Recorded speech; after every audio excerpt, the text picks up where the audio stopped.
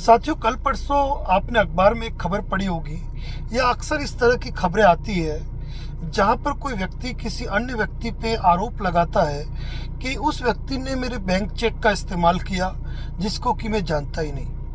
यानी कि जिस व्यक्ति से मैंने कभी मिला ही नहीं, कभी मैंने बातचीत ही नहीं की, उस व्यक्ति ने मेरे खिलाफ चेक बाउंस का मुकदमा दर्ज कराया। ऐसी एक खबर उदयपुर की है जिससे मैं आपको वाकिफ कराऊंगा, जिसकी हेडलाइन है, सुखेर थाने में सुनवाई नहीं, अब कोर्ट के आदेश पर शुरू की जांच। लोन दिलाने के नाम पर चेक लेकर दूसरे को दिए, बाउंस करवाकर 2,84,000 रुपए मांगे। यानी कि एक व्यक्ति ने आरोप लगाया कि दूसरे व्यक्ति ने मेरा लोन कराने के नाम पर मुझसे चेक लिए, दूसरे डॉक्यूमेंट लिए और मेरा लोन तो नहीं हुआ। और लोन नहीं होने के बाद जब मैंने चेक मांगा तो उसने आज दूंगा कल दूंगा, आज दूंगा कल दूंगा, ये कहता रहा और मुझे चेक दिए ही नहीं। अब मुझे एक नोटिस आया है, उस व्यक्ति का आया है जिसको मैं जानता ही नहीं। उसने मेरा चेक बाउंस करवा दिया और मेरे खिलाफ 138 NI एक्ट का मुकदमा कर दिया है। अक्सर ऐसे मामलों में कोर्ट का समन आने के बाद, बेलेबल वारंट या अरेस्ट वारंट जारी होने के बाद या कोर्ट में जमानत करवाने के बाद लोग पुलिस थाने में रिपोर्ट देते हैं।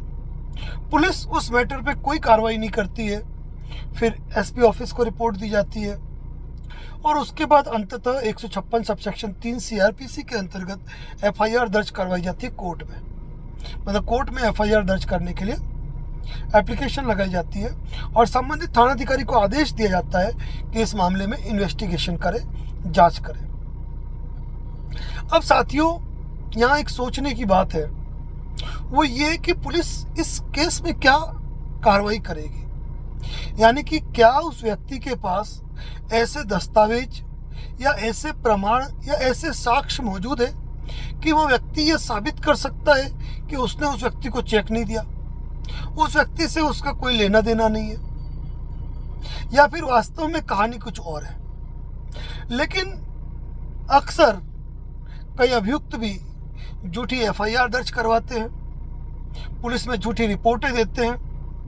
लेकिन ऐसा यदि वास्तव में किसी व्यक्ति के साथ हो कि उसने किसी को चेक दे रखे हैं और सामने वाला व्यक्ति उससे कोई पैसे नहीं मांगता है और बार बार सूचना देने के बावजूद भी यदि वह व्यक्ति चेक नहीं लौटा रहा है, स्टाम्प नहीं लौटा रहा है, तो ऐसी स्थिति में यदि आप चुपचाप बैठे हैं ना, तो ये गलती केवल और केवल आपकी है और किसी की नहीं। कारण ये होता है कि यदि आप को वह व्यक्ति चेक नहीं दे रहा है तो आप अब तक क्या कर रहे हो? आपने अब तक कोई कार्रवाई क्यों नहीं की? क्या आपने एक लीगल नोटिस उस व्यक्ति को दिया कि मेरे चेक आपके पास है, मेरा स्टाम्प आपके पास है, आप ये मुझे इतने दिन में लौटा दो, नहीं तो मैं आपके खिलाफ कानूनी कार्रवाई करूंगा। यानी कि किसी व्यक्ति के पास आपके हस्ताक्षर किए हुए चेक पड़े हैं, स्टाम्प पड़े हैं, वो व्यक्ति आपसे कोई राशि नहीं मांगता है, लेकिन आप क्या बन गए? आप दानरथी कर्ण बन गए क्या? यानी कि आप सामने वाले से अपना चेक वापस नहीं मांग रहे हो, स्टाम्प वापस नहीं मांग रहे हो, और आप तब जागते हो जब आपको कोर्ट का नोटिस आ जाए या कोर्ट से वारंट आ जाए। आपकी नींद उस समय भी नहीं खुलती है जब कोई व्यक्ति आपके बैंक अकाउंट में चेक डाल रहा है और आपको मैसेज आ रहा है कि आपके अकाउंट में ये चेक लगा है। लेकिन उस समय भी हम सोचते हैं वाह देखेंगे बाद में।